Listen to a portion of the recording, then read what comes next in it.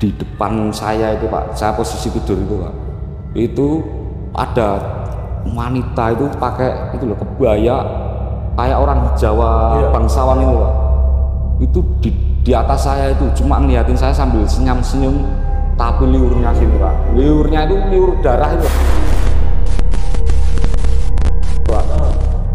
Saya udah mau teriak mau anu tapi saya kaget, saya baca semampu saya Pak. Assalamualaikum warahmatullahi wabarakatuh. Balik lagi di Jos Bloko Misteri bareng saya Jos Aryo. Terima kasih teman-teman semuanya yang sampai saat ini masih mensupport, selalu menonton video cerita-cerita misteri di Jos Bloko Misteri channel ini. Dimanapun kalian berada, semoga semuanya dalam keadaan sehat, dilancarkan rezekinya, dan tentunya dimudahkan segala urusannya di dunia ini. Amin.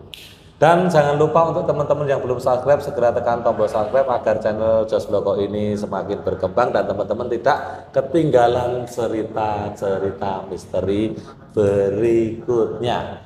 Selamat malam semuanya. Kali ini Jos Bloko Misteri kehadiran bintang tamu narasumber, itu seorang pengusaha rental mobil yang menyewakan mobilnya untuk punya wedding organizer juga.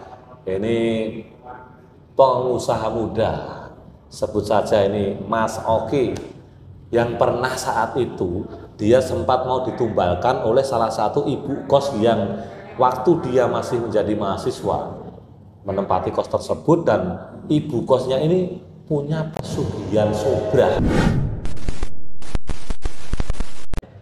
yang selalu menumbalkan jejaka-jejaka yang kos. Di waktu kejadian saat Mas Oki ini masih kuliah. Penasaran dengan ceritanya? Tidak usah berlama-lama.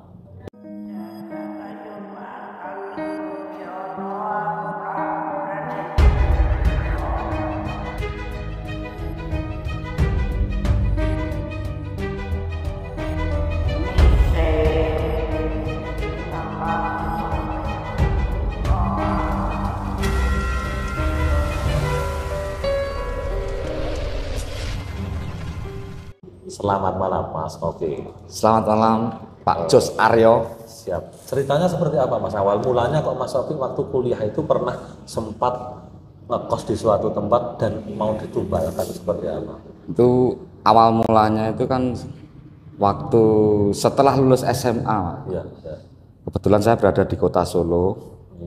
Dan waktu itu setelah lulus saya kebingungan mau cari kuliah, mau melanjutkan kuliah.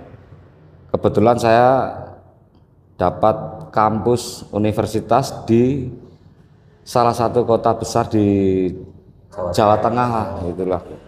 Dan udah ngurus, saya akhirnya keterima di situ Pak. Dan berhubung jarak dari rumah saya sampai ke kampus itu jauh, saya mengharuskan jadi kos di situ, cari kos. Jadi saya tinggal di situ juga. Nah, singkat cerita saya cari sana sini.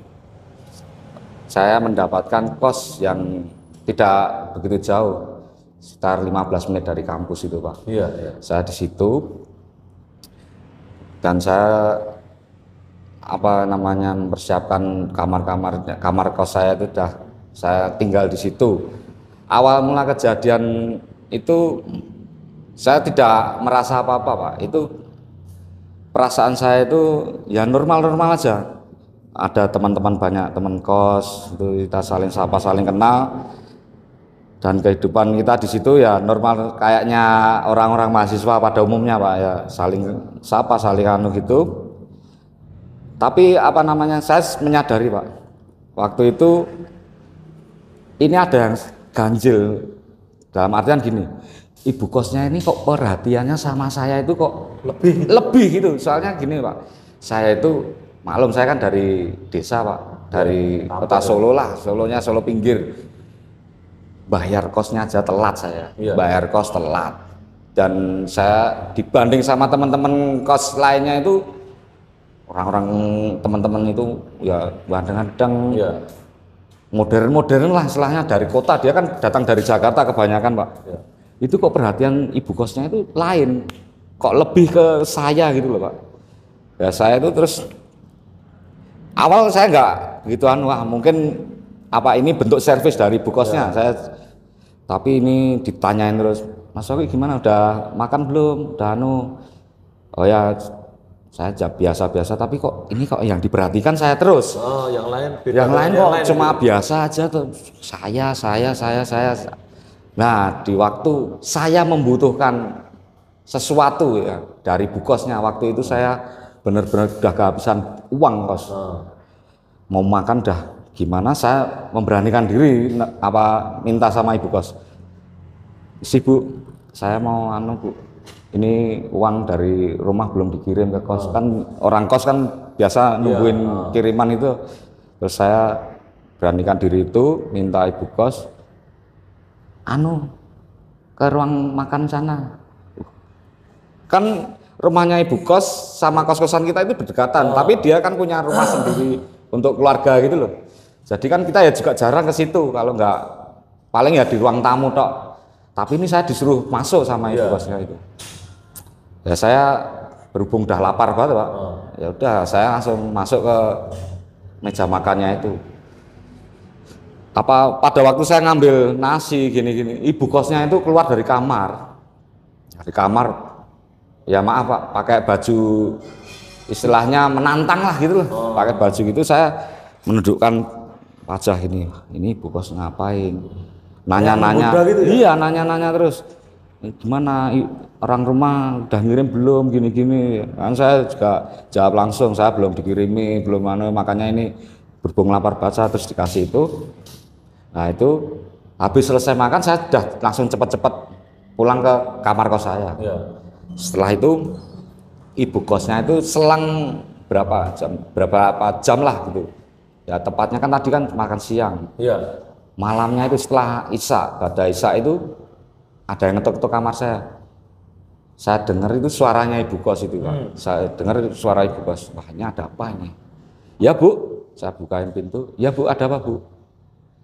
Anu, udah makan belum? Kita keluar ya. Loh, ini diajak keluar? Iya kan, posisi ya juga bener-bener belum dikirimi, tadi aja udah minta situ. Ya udah. Dan akhirnya saya mengiyakan ajakan ibu kosnya. Saya diajak keluar. Saya kan juga risih Pak, wah ini kok cuma saya, padahal saya ya juga sadar wajah saya juga biasa dibanding orang teman-teman di kos lain kan gaul-gaul gitu.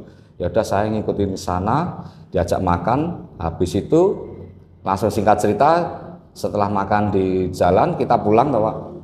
Malamnya itu Pak, malamnya itu yang bikin saya penasaran Pak. Satu ruangan kamar kos saya itu Pak, baunya itu gimana ya Pak? Anyir gitu loh Pak. Amis gitu ya? Anyir amis itu, padahal waduh gini kan saya dari orang desa, di kamar, di numpang kos lah istilahnya kan, di kos itu kalau nggak jaga kebersihan kan saya juga wah mati ini gimana nih kok anyir gini. Saya pikirnya itu ada bangkai apa, tikus apa-apa, tapi kan saya tak cari, malam-malam itu tak cari ya, setelah kan pulang tadi kan makan tadi, tak cari gini-gini, kok nggak ada, ini kan aneh. Sampai tengah malam saya udah putus asa, tak tinggal tidur aja.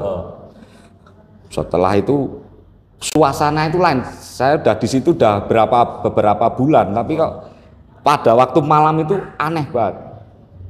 Nah saya ya baca-baca sesuatu lah, baca-baca kepercayaan saya lah Pak, baca-baca untuk menguatkan mental saya baca, dan akhirnya saya ya nggak kuat, saya takut Pak, soalnya di situ itu ada suara-suara juga Pak, yang mau apa namanya, yang saya dengar itu wah, kayak orang kelaparan, kayak suara liur, suara ini.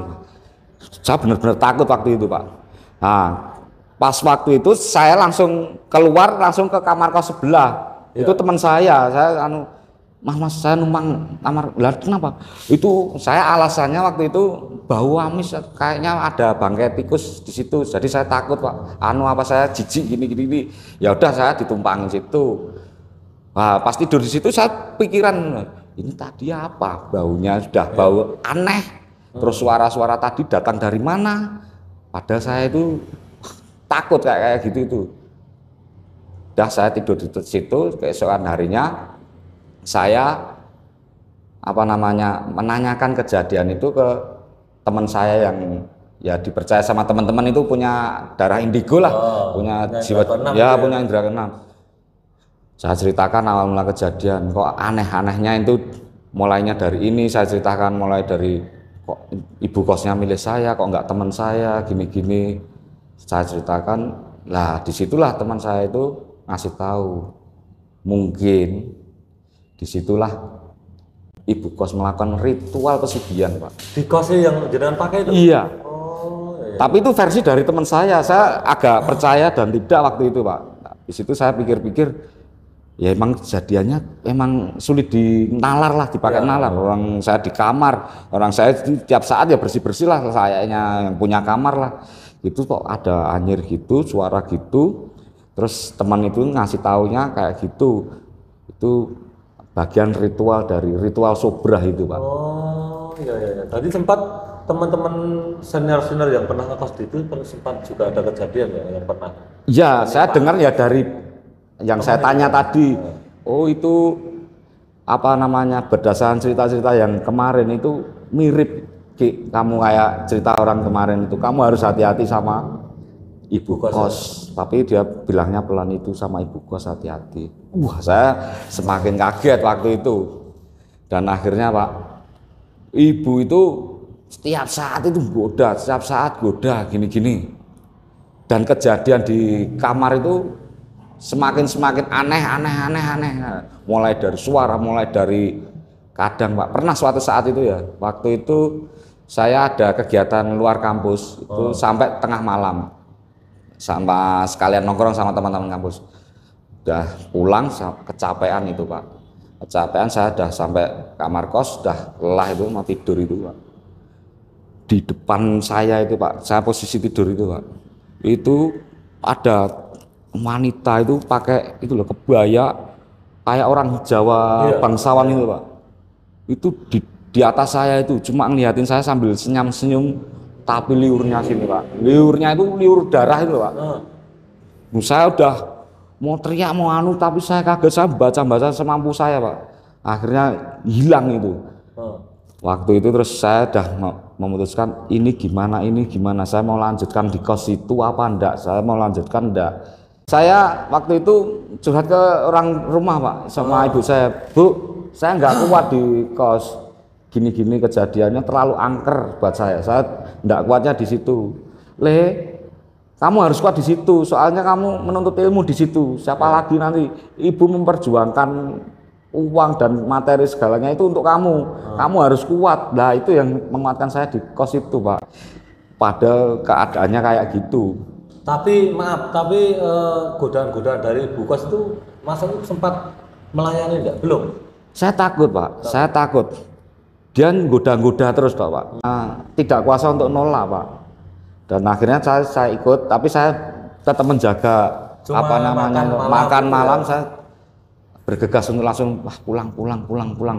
Dan sampai di kamar kos kejadian kayak itu tadi. Makanya itu saya mikir ini. Nah, terus saya kembali ke teman tadi yang punya indera keenam tadi. Nah, terus dia bilang ini jalan satu-satunya jika kamu ingin melawan lagi. Kamu harus mengambil celana dalamnya ibu kos itu, Pak. Itu iya. Soalnya untuk menolak bala. Untuk menolak bala itu, biar supaya istilahnya kayak apa namanya? Kan itu kalau ritual-ritual kayak gitu tuh harus berhubungan pakai alat, Pak. Alat. Lah, itu kan dari istilah ageman, dari pakaiannya dia. Berarti kan istilahnya dari darah dagingnya dia. Jadi harus diambil, ditaruh di bawah kasur, Pak, itu, Pak. Biar untuk tidur. Untuk menolak ritual yang mau dia pakai, mau diterapkan ke saya. Wah, saya sempat ketawa, tapi ya gimana? Tapi bisa suksesnya jangan ngambil tuh terus dari mana, Pak? Salah dijemur atau? Nah, waktu itu kan saya tanya, itu gimana? Saya harus mencuri? Apa harus gimana? Apa saya beli celana dalam udah kayak gitu apa gimana? Ya kamu harus mencuri, Mas. Itu kan dipakai, yang sudah dipakai, apalagi mati saya. Ya udah. Akhirnya sore-sore itu kan jemuran kan masih, Pak. Jemuran kan masih. Saya beranikan diri ngambil itu, Pak. Ngambil itu langsung saya masukkan ke bawah kasur itu tadi. Untuk itu tadi. Mulai habis itu kejadian itu malam kok normal lagi. Jadi sebelum saya taruh itu kan setiap malam itu kejadian ada aja, mulai dari bau anyir, mulai suara. Setelah saya kasih itu kejadian normal, udah kayak ya kamar-kamar kos biasa pada umumnya itu. Tetapi perubahan itu dari ibu kosnya. Ibu kos mulai, kamu kos belum bayar ini belum bayar semua. Mulai kelihatan aslinya apa? Tekan terus ya. Waktu itu terus saya jadi ini baru sifat aslinya ibu keluar. Karena Bu Kos tidak bisa melancarkan aksinya, terus pulihlah sifat aslinya. Iya, makanya. Jadi nggak nawarin bayar kos telat aja diungkit-ungkit gini-gini, mulai apa? Kotoran sedikit, mulai ada tamu teman saya datang, mulai jajan rame-rame, jangan berisik, itu mulai saya dicerca habis-habisan di situ. Dan dia kayaknya juga mau melancarkan aksinya lagi dengan berbagai cara lagi. Saya udah bingung, terserah lah mau ngapa, yang penting saya ada penangkalnya ini tadi. Saat itu Bu Kos itu usia sekitar berapa itu? Ibu kan 45-46 gitulah. Soalnya kan anaknya emang masih kecil Pak. Dia. Untung ada temen yang ada di kos itu ada temen salah satu yang agak punya indera. Ya. Dan setelah kejadian itu saya kan ada kayak kerja praktek lapangan Pak. Nah itu saya langsung saya ambil ke luar kota. Jadi saya udah mulai saya melupakan kos itu, udah mungkin ada korban lagi di situ. Saya udah enggak tahu Pak.